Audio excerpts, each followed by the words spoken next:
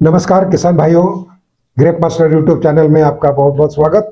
मैं हूं डॉक्टर सतीश भोंडे, प्याज और लहसुन विशेषज्ञ। और आप जानते हैं कि मैं आपको प्याज के बारे में बहुत सारी जानकारी देता हूं। और आज भी मैं एक ऐसी जानकारी आपको देने वाला हूं जो शायद आपके लिए बहुत समझना जरूरी है। मित्रों, पिछले कुछ दिनों से हम देख रहे हैं कि प्याज बहुत चर्चा का विषय बन गया है। महाराष्ट्र में बहुत सारा ये संवेदनशील फसल मानी जाती है और इसका कारण यह है कि यहाँ बहुत बड़ी मात्रा में प्याज की फसल ली जाती है, प्याज का भंडारण होता है और प्याज के ऊपर खर्च भी बढ़ गया है। इसलिए किसान अपेक्षा करते हैं कि हमको अच्छा उचित दाम मिले, जिससे हम लोगों को कुछ इस फसल से फायदा हो। लेकिन ऐसी ज़रूरत क्यों आ गई किसानों के लिए कि वो एक आंदोलन करें, एक डिमांड करें और साथ ही साथ गवर्नमेंट के ऊपर नाराज भी हो कि गवर्नमेंट ने, सरकार ने कुछ ऐसे कदम उठाए हैं जिसके वजह से किसानों को नुकसान भुगतना पड़ रहा है। तो मित्रों, इसका थोड़ा सा हमें जानना जरूरी है। एक तो पहले आप समझना चाहिए कि महाराष्ट्र के किसान जैसे प्याज फसल बहुत वर्षों से ले रहे हैं, ट्रेडिशनल क्रॉप के माध्यम से ये एक फसल यहाँ की हो गई है। लेकिन जब भी प्याज के दाम बढ़ते हैं तो अन्य राज्यों में भी प्याज का या किसी भी फसल का रकबा बढ़ता है और वो होने से उसका अंदाज हमें नहीं आता है और होने से जो उपज होती है वो हमारी ज़रूरत से ज़्यादा होती है। जब ज़्यादा ज़रूरत से ज़्यादा फसल पैदा हो गई और उसका कंजप्शन नहीं हुआ, उसको डिस्ट्रीब्यूशन करने के और तरीकों का हमने विचार नहीं किया, तो हमारे मार्केट में आमदनी बढ़ करके उसके दाम गिरते हैं। बहुत सादा सा गणित है। तो मित्रों, यही कारण है कि हमारे फसल में रकबा हमको बहुत ज़्यादा बढ़ाने की ज़रूरत नहीं है। जब आप एकरेज बढ़ाएंगे, क्षेत्र बढ़ाएंगे, तो जाहिर है कि हमारा खर्च बढ़ेगा। हमें ध्यान देना है, प्याज और अन्य किसी भी फसल से अगर हमें लाभ उठाना है और बिना किसी मार्केट में बहुत ज़्यादा तेज़ी के बिना अपना अच्छा उपज लेकर के हमको 1 एकड़ से लाभ कमाना है, तो हमें ध्यान देना पड़ेगा उसकी उत्पादकता बढ़ाने की, मतलब उसकी प्रोडक्टिविटी बढ़नी चाहिए। अब क्या हो रहा है मित्रों, बहुत सारे कारण से हमारे प्याज का जो एवरेज प्रोडक्टिविटी है वो कम हो रही है। कभी प्राकृतिक कारण है, कभी बीमारी का प्रकोप है, कभी पानी की कमी है। बहुत सारे ऐसे कारण हैं जिसके वजह से ये प्रकोप बढ़ता है और हमारी फसल की उपज कम होती है। जितना एरिया बढ़ेगा मित्रों, उतना हमारा खर्च बढ़ेगा। और आजकल आप जान रहे हैं कि मजदूरों की समस्या काफ़ी है, तो फिर समय से हम निराई गुड़ाई नहीं कर सकते, समय से उसकी ट्रांसप्लांटिंग नहीं कर सकते, समय से उसको निकाल भी नहीं सकते, जिसके कारण से उसकी गुणवत्ता पर भारी प्रभाव पड़ता है, उपज पर भारी प्रभाव पड़ता है।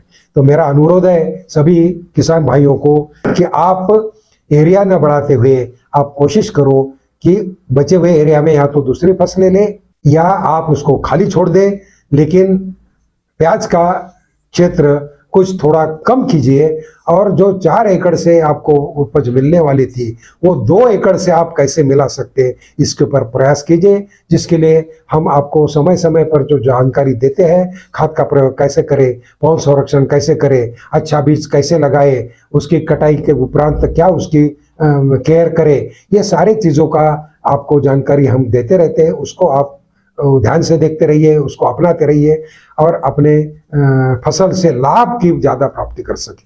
अब मित्रों, इसके साथ साथ बहुत सारे लोग ये भी शायद संभ्रम में होंगे कि अभी तक तो प्याज के रेट बहुत ज़्यादा बढ़े नहीं, लेकिन आगे आने वाले 3 महीने इस 2023 का है, इनमें प्याज की परिस्थिति रहने की कैसी संभावना है। तो मित्रों, एक बात मैं आपको बता दूं कि इस बार बारिश के बहुत असाधारण तरह से हुई है, डिस्ट्रीब्यूशन ठीक नहीं रहा, देर हो गई है, प्याज के दाम भी अच्छे नहीं थे, किसान की मानसिकता भी अच्छी नहीं थी कि मैं फिर प्याज को लगाऊं। इसके कारण खरीफ का जो क्षेत्र है प्याज का वो कुछ कम लगा है। महाराष्ट्र में नहीं, अन्य राज्यों में भी इसके एरिया के ऊपर कुछ प्रभाव पड़ा है और खरीफ की फसल जो अक्सर नवंबर दिसंबर माह में काफ़ी मात्रा में आती है वो शायद इस समय कम आने की संभावना है। उसी साथ हमारा जो स्टोरेज भंडारण किया हुआ प्याज था उसमें भी काफ़ी लॉसेस, काफ़ी नुकसान अभी हो गया है, क्योंकि लगभग 4-5 महीने हो गए हैं और आगे आने वाले 1-2 महीने में इसका जो नुकसान है वो बहुत बढ़ते रहता है। इसलिए वही किसान इसको रख पाएंगे जिसका प्याज बहुत अच्छा कंडीशन में हो और रखने लायक हो। जिन्होंने खाद का ज़्यादा प्रयोग ना किया हो, गोबर खाद या और सेंद्रीय खाद का प्रयोग ज़्यादा किया हो, ऐसे ही खेत का प्याज है वही और कुछ टिक सकता है, अदरवाइज इसमें नुकसान ज़्यादा होगा। तो भंडारण जो किया हुआ प्याज है वो अक्टूबर तो निकाल देगा, लेकिन नवंबर के बाद में इसकी जो आमदनी है, आवक है मार्केट में, धीरे धीरे कम हो जाएगी और खरीफ की जो आमदनी है वो कम रहेगी।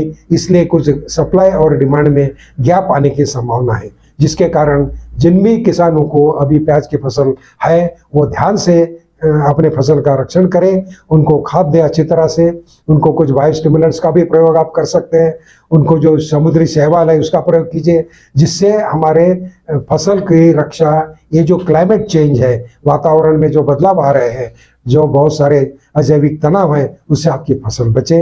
उचित समय पर बहुत संरक्षण लीजिए और अपने फसल से ज़्यादा उपज करने की कोशिश करें। समय से सब काम करेंगे तो निश्चित रूप से आपकी उपज अच्छी आएगी। तो ये कुछ मैंने आपको बताया।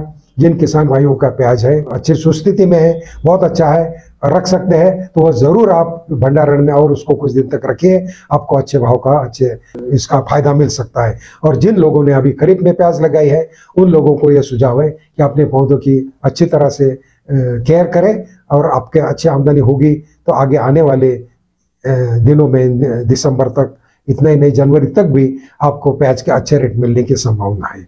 यदि आपको और कुछ इस विषय में जानकारी चाहिए तो आप हमें पूछ सकते हैं, लेकिन ये बहुत संवेदनशील क्रॉप है, इसके ऊपर बहुत ध्यान देना जरूरी है। किसान को अपना नियोजन करना जरूरी है, ना कि दूसरे ने प्याज लगाया तो मैं भी ज़्यादा लगा दूँ। अपने पास सुविधा कितनी है, पानी कितना है, इसका पूरा अंदाज लेकर के उतना ही रकबा लगाए। जहाँ मजदूरों की समस्या है वहाँ पे भी थोड़ा बदलाव अपने लाए, डायरेक्ट सीडिंग का भी प्रयोग कीजिए, खरपतवार का नियंत्रण अच्छा कीजिए, जिससे आपकी पैदावार बढ़े। तो ये बहुत सारी चीज़ें इसमें बताने वाली है, लेकिन हम समय समय पर इसको आपको बताते रहेंगे।